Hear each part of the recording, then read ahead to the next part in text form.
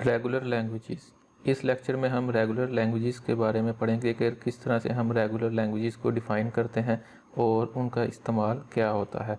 सबसे पहले ये कि रेगुलर लैंग्वेजेस क्या होते हैं। अगर हम इसको डिफ़ाइन करें कि व्हाट इज़ रेगुलर लैंग्वेज, तो हम कह सकते हैं the language generated by any regular expression is called a regular language. मतलब कोई भी ऐसी लैंग्वेज जो किसी भी रेगुलर एक्सप्रेशन से आप जो है वो जनरेट कर सकते हैं, उसे हम कहते हैं कि ये रेगुलर लैंग्वेज है। मतलब रेगुलर एक्सप्रेशन से बनने वाली जो लैंग्वेज होगी वो रेगुलर लैंग्वेज कहलाएगी। It is to be noted that if R1 R2 are regular, अब ये R1 R2 कोई भी रेगुलर एक्सप्रेशंस हैं, ठीक है। तो ये दो अगर रेगुलर एक्सप्रेशंस हैं corresponding to the language L1 L2, और इनसे जो लैंग्वेजेस बन रही हैं वो L1 और L2 हैं। मतलब ये जो रेगुलर एक्सप्रेशंस होती हैं बेसिकली ये लैंग्वेज को डिफ़ाइन करती हैं। तो जो लैंग्वेज ये डिफ़ाइन करती हैं ये हमने यहाँ पे देखा है कि इसे कहते हैं कि ये रेगुलर लैंग्वेज होती है। तो वो कह रहा है कि अब R1 R2 से मिल के अगर दो लैंग्वेजेस बन रही हैं L1 L2, then the languages generated by R1 plus R2, ये हमने प्लस ऑपरेटर, ये जो है वो कंकैटिनेशन, यूनियन, ये सारे जो है वो हमने प्रीवियस लेक्चर्स में देखे हुए हैं। तो R1 प्लस R2 जो है, या R1 R2 और R2 R1, ठीक है। ये जो जिसके दरमियान में कोई चीज़ डिफाइन नहीं होती, इसका मतलब इसके दरमियान में डॉट है, इधर भी डॉट है और इधर भी डॉट है। एंड R1 स्टार और R2 star also regular languages. इसका क्या मतलब है? इसका मतलब यह है कि आपके पास कोई सी दो रेगुलर एक्सप्रेशन है R1 R2, तो उनसे आप दो लैंग्वेजेस डिफ़ाइन कर सकते हैं L1 एंड L2। वो कहता है इसके अलावा अगर आप R1 R2 का जो है वो इसका इस तरह से कम्बिनेशन लें R1 प्लस R2, और जो ये हो इससे जो आप लैंग्वेज बनाएंगे वो भी रेगुलर ही होगी। इसी तरह से अगर आप R1 डॉट R2 से कोई लैंग्वेज बनाएंगे वो भी रेगुलर होगी। R2 R1 से कोई लैंग्वेज बनाएंगे वो भी रेगुलर होगी। R1 का स्टार ऑपरेटर से मतलब स्टार ऑपरेशन करके इसके ऊपर तो कोई लैंग्वेज डिफ़ाइन करेंगे तो भी वो रेगुलर होगी। इसी तरह से R2 जो है इसको ये जो हमने क्लीन स्टार ऑपरेटर पढ़ा था वो इस पे अप्लाई करके तो जो न्यू एक्सप्रेशन बनेगी उससे जो आप लैंग्वेज डिफ़ाइन करेंगे वो भी रेगुलर ही होगी। मतलब ये कि अगर R1 R2 रेगुलर एक्सप्रेशन है, इनको आप किसी भी तरीके से जो है वो आपस में मैनिपुलेट करके या प्रोसेस करके जो नई लैंग्वेज जनरेट करेंगे वो भी रेगुलर ही होगी। नेक्स्ट जो हमारे पास है इसमें अगर हम देखें तो वो कह रहा है it is to be noted that if L1 and L2 are expressed by R1 and R2 respectively, then the language expressed by. अब ये कुछ हम इसके प्रॉपर्टीज़ डिस्कस करने लगे हैं रेगुलर लैंग्वेज और रेगुलर एक्सप्रेशंस की। सबसे पहले क्या कि अगर हमारे पास कोई L1 और L2 दो लैंग्वेजेस हैं जो हमने डिफ़ाइन की हैं R1 और R2 से, ठीक है। ये यहाँ पे मेंशन है कि दो लैंग्वेज हैं जो हमने एक्सप्रेस की है, मतलब बनाई है वो R1 R2 से। तो वो कहता है कि R1 plus R2 is the language L1 plus L2 और L1 यूनियन L2।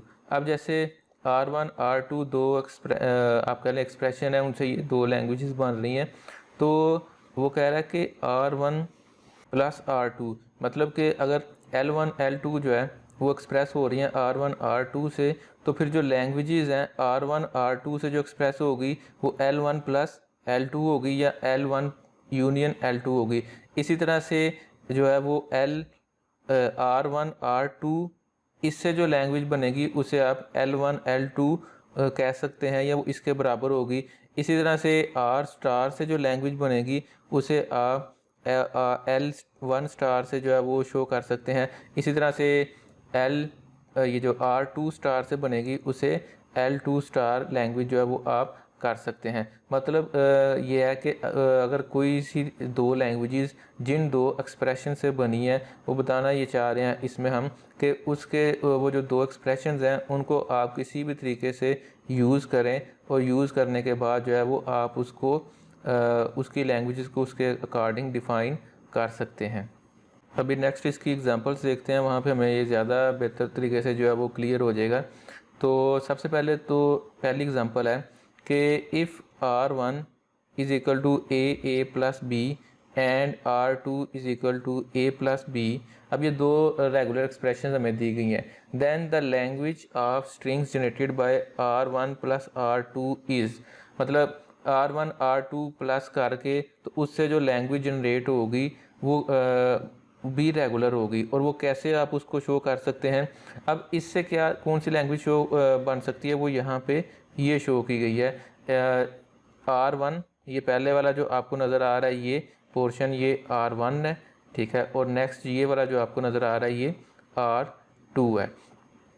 और दरमियान में जो प्लस है वो जो प्लस ऑपरेटर यहाँ पे यूज़ हुआ है उसी प्लस ऑपरेटर को यहाँ पे इम्प्लीमेंट किया गया है। और ये मैंने आपको पहले भी बताया था लास्ट लेक्चर्स में कि जो प्लस होता है इसका मतलब है कि इन दोनों में से कोई एक वैल्यू है। जैसे ए और बी है, इसका मतलब है या ए यूज़ होगा या बी यूज़ होगा, इन दोनों में से कोई एक चीज़ यूज़ होगी। और इसी तरह से इस ए प्लस बी का मतलब ये है कि ए या बी में से कोई एक चीज़ जाएगी। और ये जो दरमियान में प्लस है इसका मतलब है कि इन दोनों में से ये जो दो फाइनल आपने चीज़ें ऊपर इन आपकी यहाँ पे आउटपुट आई है, एक यहाँ पे और एक इसमें से, इन दोनों में से भी फर्दर जो है वो कोई एक चीज़ आगे जाएगी, ठीक है ना। इन दोनों में से भी कोई एक जो है वो आगे जाएगी। तो ये R1 प्लस R2 है। इसी तरह से R1 प्लस, अब ये से उसने कहा जी कि अगर हमारे पास जो लैंग्वेज ये एक्सप्रेशन है R1 ये हो A plus B and R2 is equal to A plus B, then language of strings generated by R1 R2 is also regular language expressed by. अब ये जो इसको एक्सप्रेस करेंगे हम इससे, और इसको अगर आप देखें तो इसका मतलब क्या है, इसकी जो मतलब जो लैंग्वेजेस जनरेट होंगी इसमें से, उसमें से इस ए और बी में से एक पोर्शन जो है वो अलग होगा, उसको इधर शो कर लेते हैं कि यहाँ पे, और इस ए बी में से कोई एक पोर्शन अलग होके यहाँ पे आ जाएगा। और इसमें से कोई एक एग्जांपल अगर मैं आपको बताऊं कि कोई एक क्या बन सकता है, तो अब पहले ए बी में से आप कुछ ले लें। मैं फॉर एग्जांपल मैं कहता हूँ जी हम बी ले लेते हैं, और दूसरे पार्ट में से हम ए ले लेते हैं। तो पहले पार्ट में से हमने बी लिया, दूसरे पार्ट में से हमने ए लिया, तो अब इससे जो हमारे पास ये बना वो बना बी ए, ठीक है। इसी तरह से ऊपर वाला जो हमारे पास पोर्शन है इसमें क्या है कि आप फर्स्ट वाला पोर्शन क्या है ए बी, इसमें से कोई एक चीज़ आप लेंगे, आप बी ले लें। इसी तरह से जो हमारा सेकंड पोर्शन है, ठीक है, उसमें से हमने सपोज ए ले लिया। अब इसमें से भी अगर आप देखें तो ये दरमियान में प्लस है, प्लस का मतलब है इन दोनों में से कोई एक चीज़ यूज़ हो गई। आपकी मर्ज़ी है कि यहाँ से ए भी पिक हो सकता है और यहाँ से बी भी पिक हो सकता है। तो ये इस तरह से लैंग्वेज जो है वो बनेगी। इसी तरह से R1 ये R अगर आपके पास है ए प्लस बी, तो R स्टार जो है वो एक ऐसी लैंग्वेज को जनरेट करेगा जो ए प्लस बी स्टार के बराबर होगी। और इससे अगर आप लैंग्वेज डिफ़ाइन करना चाहें तो इसका मतलब क्या होगा कि इन दोनों में से कोई एक चीज़ लें, मतलब या आप ए लेंगे या बी लेंगे, और उसके ऊपर आप स्टार ऑपरेटर लगाएंगे। स्टार ऑपरेटर का मतलब है इसको जितनी मर्ज़ी मर्तबा आप मल्टीप्लाई कर सकते हैं। आपकी मर्ज़ी आप ना मल्टीप्लाई करें, आपकी मर्ज़ी इसको 2 दफ़ा कर लें। देखें बी सिंगल टाइम है और 2 दफ़ा बी जो है वो डबल ये हो गया। इसको एक दफ़ा मल्टीप्लाई करने से आपस में इसको मज़ीद एक दफ़ा ऐड कर सकते हैं, मल्टीप्लाई मज़ीद एक मतलब 4 दफ़ा कर सकते हैं। सिंगल बी जो है वो एक आपके पास अल्फ़ाबेट है। तो अगर इसको मैं इधर देखूं तो ये 2 दफ़ा हो गया, ये 3 दफ़ा हो गया और ये 4 दफ़ा हो गया। तो इस तरह से इससे लैंग्वेज जो है वो जनरेट हो सकती है। All finite languages are regular. जितनी भी फाइनाइट लैंग्वेजेस होती हैं वो रेगुलर होती हैं। मतलब हर वो फाइनाइट क्या है, फाइनाइट वो मतलब लिमिटेड। जो लैंग्वेज लिमिटेड होगी वो हमेशा रेगुलर होगी। अब यहाँ पे एक एग्जांपल दी है, consider the language L defined over sigma A B of strings of length 2। मतलब ए बी से मिलके कोई लैंग्वेज बनेगी और स्ट्रिंग लेंथ जो है वो 2 है, एंड स्टार्टिंग विद ए, और स्टार्ट कहाँ से होगा, ए से। अब आप पहली बात तो ये कि अगर हम देखें कि हमारे पास ये जो गिवन स्टेटमेंट है, इसके मुताबिक अगर यहाँ तक देखें आप स्ट्रिंग लेंथ 2, ये जो स्टार्टिंग विद ए है इसको छोड़ें, तो अगर आप इससे देखें तो दो लेंथ वाली इससे कितनी बन सकती हैं। मैं ये ऊपर बनाने लगा हूँ, तो दो लेंथ वाली जो स्ट्रिंग बन सकती है यानी कि लैंग्वेज बन सकती है, उसमें क्या आएगा, उसमें ए आएगा, ए बी आएगा, बी ए आएगा, बी बी आएगा, ये बन सकती है। ठीक है, अगर आप इतने पोर्शन को देखें जो ये यहाँ पे गिवन है, इसके मुताबिक ये वाली लैंग्वेज जो है वो डिफाइन मतलब हो रही है। लेकिन उसने यहाँ पे कंडीशन लगाई है स्टार्टिंग विद ए। अब स्टार्टिंग विद ए का मतलब क्या है कि ये जो हमारे पास लैंग्वेज बनेगी वो होगी दो, आप कह लें कि उसकी लेंथ, लेकिन स्टार्टिंग विद ए। तो अब इससे कौन कौन सा वो कम्बिनेशन था जो ए से स्टार्ट हो रहा था, एक ए था, एक ए बी था, तो ये इससे लैंग्वेज जो है वो डिफाइन हो रही है। तो अब आखिर पे स्टेटमेंट एक लिखी हुई है एल ए, अब ये इससे बनी है, मैंने यहाँ पे ऊपर भी बनाई थी, may be expressed by regular expression A plus B.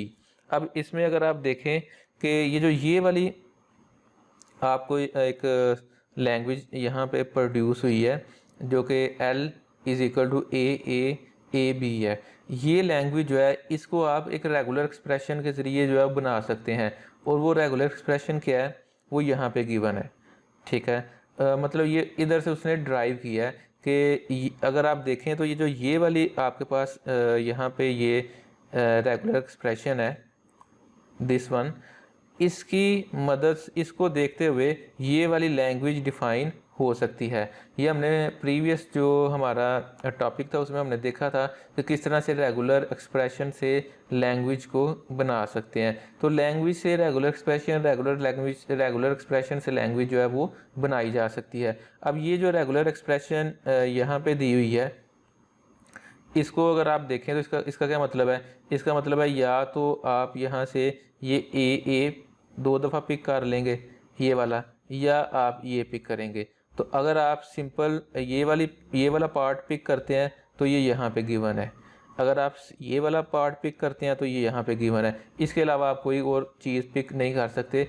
ठीक है, दरमियान में प्लस का साइन है, इसका मतलब दोनों में से एक चीज़ यूज़ होगी।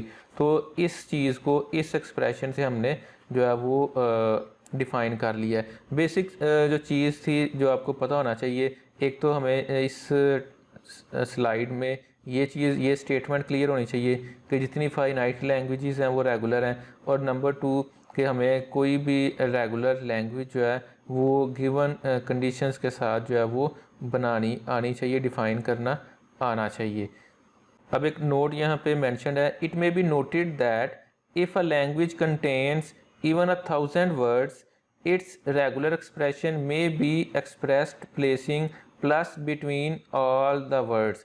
अब ये एक नोट यहाँ पे मेंशन है कि अगर कोई एक लैंग्वेज है जिसमें 1000 वर्ड्स हों, तो उस लैंग्वेज को अगर आप रेगुलर एक्सप्रेशन में कन्वर्ट करना चाह रहे हैं तो उस लैंग्वेज के जितने अल्फ़ाबेट्स हैं उनके दरमियान प्लस लगा लें, वो उसकी रेगुलर एक्सप्रेशन बन जाएगी। इसको आप यहाँ से देख सकते हैं कि अगर आप देखें तो ये एक रेगुलर लैंग्वेज थी, इसको रेगुलर एक्सप्रेशन बनाना था, तो क्या किया, इसके दरमियान में प्लस लगा दिया। ये देखें दोनों अल्फ़ाबेट्स के दरमियान में प्लस लगा दिया, तो वो हमारे पास रेगुलर एक्सप्रेशन जो है वो बन गई। तो किसी भी रेगुलर लैंग्वेज को रेगुलर एक्सप्रेशन बनाने का हमारे पास क्या तरीका है कि हम उसको जितने भी उसके अल्फ़ाबेट्स हैं मतलब वर्ड्स हैं उनके दरमियान में प्लस लगा देंगे। Here the special structure of R E is not important. आपको मतलब जो आर ई का एक हमारे पास पहले से गिवन एक स्ट्रक्चर या मैकेनिज़्म है उसको फॉलो करने की ज़रूरत नहीं है, जो हम पहले मतलब पढ़ते रहे हैं कि रेगुलर एक्सप्रेशन वो होगी जिसमें ये पॉइंट्स होने चाहिए, वो चीज़ नहीं, डायरेक्ट आप इस तरह से कर सकते हैं। अब ये देखें यहाँ पे लिखा हुआ है कंसीडर द लैंग्वेज एल। अब इसमें सारे जो अल्फ़ाबेट्स हैं इस लैंग्वेज के, वो उनकी लेंथ जो वर्ड्स हैं उनकी लेंथ है 3। तो अब वो कहता है कि इसको, ये जो रेगुलर आपकी है वो लैंग्वेज, इसको आप रेगुलर एक्सप्रेशन में इस तरह से एक्सप्रेस कर सकते हैं। जितने अल्फ़ाबेट्स हैं सब के दरमियान जो है वो आप प्लस का साइन जो है वो लगा सकते हैं, और ये जो लगा देंगे तो फिर ये जो मैंने नीचे हाईलाइट की है ये रेगुलर एक्सप्रेशन है ऊपर वाली रेगुलर लैंग्वेज की। और ये जो नीचे हाईलाइट किया गया है यहाँ पे, इसको, ये वाला जो पोर्शन है इसको आप इस तरह से भी प्रेजेंट कर सकते हैं, मतलब इस तरह से भी लिख सकते हैं। ये इसको इक्विवेलेंट इस तरह से बना लिया है। तो ये बेसिकली शॉर्टकट एक तरह से कर लिया है कि ये 3, अब देखें कि करना क्या है, हमने 3 लेंथ की बनानी है, ठीक है। और वो 3 लेंथ की जो आपने वर्ड या स्ट्रिंग्स बनाने हैं उसकी कंडीशन क्या है कि उसके अल्फ़ाबेट्स ए बी में से कुछ भी होगा, ठीक है ना। तो यही काम यहाँ पे किया है कि उन्होंने 3 अल्फ़ाबेट्स बनाए हैं ब्रैकेट्स के साथ, और उनके दरमियान में प्लस ये लगा दिया कि इनमें से कोई भी यूज़ कर दें। आप सपोज़ पहली दफ़ा में मैं यहाँ पे एग्ज़ाम्पल के तौर पे मैं कहता हूँ जी कि इसमें मैं लिखता हूँ, पहले वाले पार्ट में से मैं ए ले लेता हूँ, दूसरे वाले पार्ट में से मैं बी ले लेता हूँ, और तीसरे में से भी बी ले लेता हूँ। तो ये बना ए बी बी। तो अगर आप देखें तो ए बी बी जो है वो हमारे पास यहाँ पे अवेलेबल है। तो ये इसका एक इक्विवेलेंट जो है उन्होंने बनाया है, जो कि रिप्रेजेंट कर रहा है इस वाली लैंग्वेज को ही ये, और ये उसकी रेगुलर एक्सप्रेशन है। अच्छा, अब इक्विवेलेंट रेगुलर एक्सप्रेशन जो है ये होती क्या है, ये भी थोड़ा सा डिस्कस कर लेते हैं, फिर हम अपने नेक्स्ट जो टॉपिक है उसकी तरफ बढ़ेंगे। रेगुलर एक्सप्रेशन इक्विवेलेंट, इक्विवेलेंसी क्या होती है, मतलब बराबरी। Two regular expressions are said to be equivalent if they generate the same language. Simple सा फिनोमिना है कि अगर 2 रेगुलर एक्सप्रेशन से सेम लैंग्वेज जो है वो जनरेट हो सकती है तो हम उसे कहेंगे ये इक्विवेलेंट है। अब ये नीचे एग्जांपल एक दी हुई है, R1 is equal to A plus B star into A plus B B. एक ये हमारे पास रेगुलर एक्सप्रेशन है। R2 A plus B star A plus B star into B B, ये दूसरी है। अब वो कहता है कि ये दोनों रेगुलर एक्सप्रेशन है, ठीक है, और ये क्या मतलब डिफ़ाइन करती हैं, ये उस लैंग्वेज को डिफ़ाइन कर रही हैं जो ए या बी पे एंड हो रही है। इसको जब आप सॉल्व करके देखेंगे तो यही बनेगा। अच्छा, अब ये एग्ज़ाम में क्वेश्चन किस तरह से आ सकता है, 2 आपको रेगुलर एक्सप्रेशन दी होंगी इसी तरह से R1 R2, और आपसे कहा जाएगा कि बताएं चेक करके कि ये रेगुलर हैं कि नहीं है, और आपको वो प्रूव करना या चेक करना आना चाहिए। अब आप चेक कैसे करेंगे, मैं यहाँ पे आपको करके बताता हूँ। अब पहली हमारे पास है R1 में से आप देखें, मैं कोई वैल्यू लेता हूँ कि पहले ए प्लस बी स्टार है तो इसमें से मैं बी लेता हूँ, ठीक है, और बी स्टार ऊपर बता रहा है कि आप बी जितनी दफ़ा मर्ज़ी ले सकते हैं, मैं बी 3 दफ़ा मैंने ले लिया, ठीक हो गया। अब अगला पोर्शन है कि ए या बी ले लें। अब मैं यहाँ पे ए ले लेता हूँ। तो अब अगर आप देखें तो एंड पे डबल ए आया, इसका मतलब है कि ये जो लैंग्वेज है ये उन स्ट्रिंग्स को डिफ़ाइन कर रही है जिनके एंड पे 2 टाइम्स ए आ रहा है। इसी तरह से सी वाली अगर हम देखें अपनी ये जो एक्सप्रेशन है इसमें ए प्लस बी स्टार का मतलब है ए या बी में से कुछ भी लें और उसको जितनी दफ़ा मर्ज़ी मल्टीप्लाई करें।